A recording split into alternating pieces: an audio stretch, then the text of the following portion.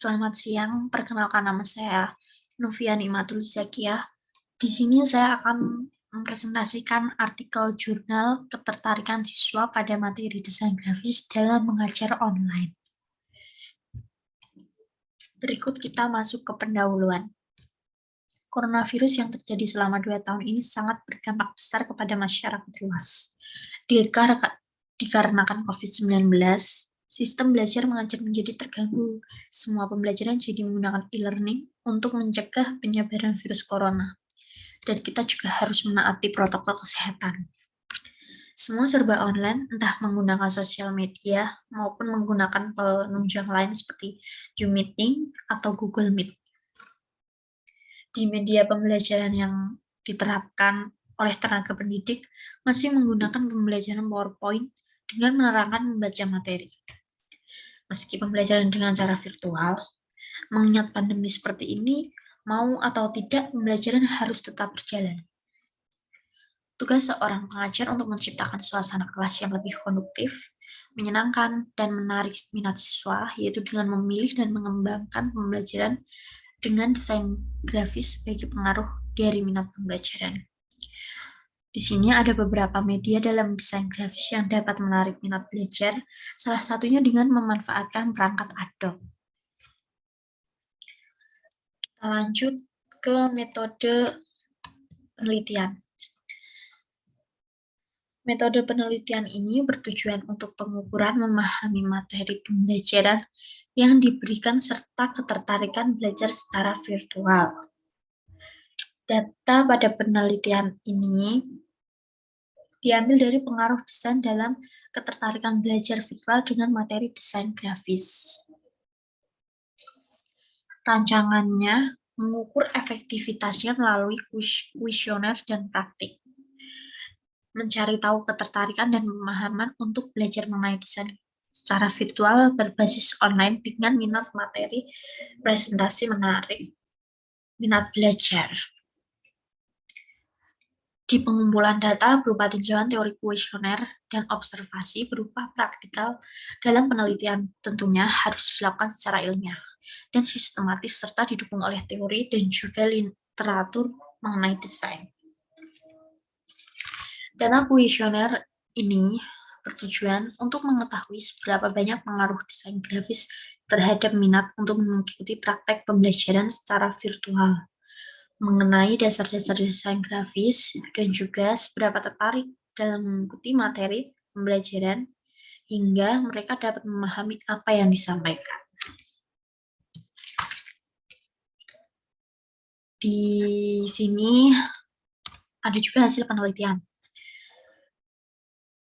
Jumlah data peserta dari berbagai macam SMK, ada juga dari yang SMA, yang praktik kelas virtual. Sebagian besar siswa-siswi dari SMK Cahaya Sakti diikuti oleh 20 orang.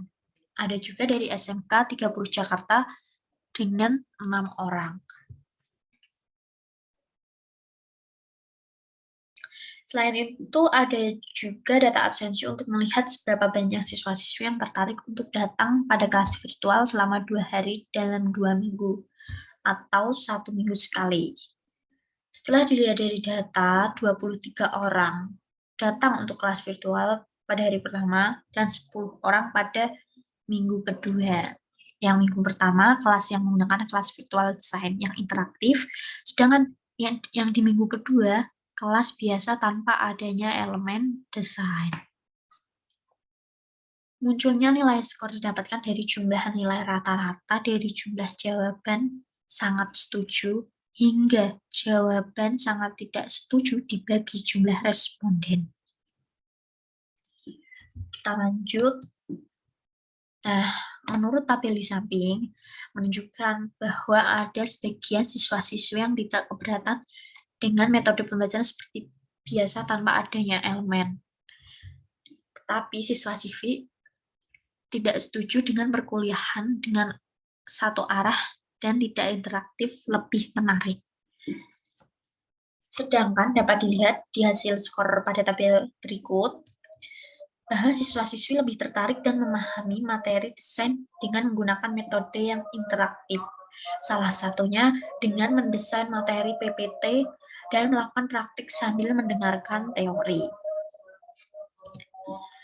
Nah, di sini ada tabel dan demografi dapat terlihat. Jawaban yang paling terlihat selisih adalah pada pertanyaan nomor 1 dan juga nomor 3 mengenai pembahasan materi yang menggunakan PowerPoint yang didesain ataupun yang tidak didesain.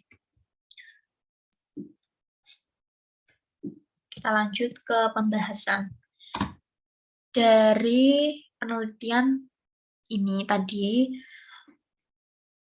yang pembahasannya yang pertama, pengaruh desain grafis pada materi pembelajaran, penerapan unsur-unsur desain pada bahan ajar seperti PowerPoint. Bahan ajar tersebut akan memberikan pengaruh menarik minat dan dapat lebih mudah dimengerti. Seperti penggunaan ilustrasi akan lebih mudah dimengerti dibandingkan penggunaan teks. Nah, pembahasan yang kedua, penyampaian materi dengan menggunakan desain-desain yang menarik membuat peserta dapat fokus dan memerhatikan materi. Dan pembahasan yang ketiga, materi terlihat lebih kreatif serta interaktif, menciptakan suasana kelas secara dua arah. Kita lanjut kesimpulan. Kesimpulan dari penelitian ini untuk membantu pembaca mengerti apa itu arti penting penelitian yang dilakukan.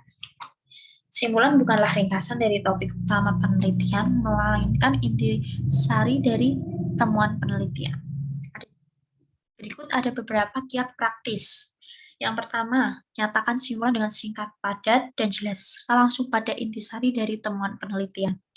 Yang kedua, tegaskan kembali mengapa studi Anda memiliki arti penting. Nah, yang ketiga, nyatakan bukti-bukti temuan Anda layak untuk dicatat atau digunakan oleh komunitas ilmiah lain setelah Anda. Sekian dan pemaparan yang dapat saya sampaikan. Terima kasih atas waktu yang sudah diberikan oleh Bapak dosen dan juga teman-teman. Cukup sekian. Terima kasih. Selamat siang.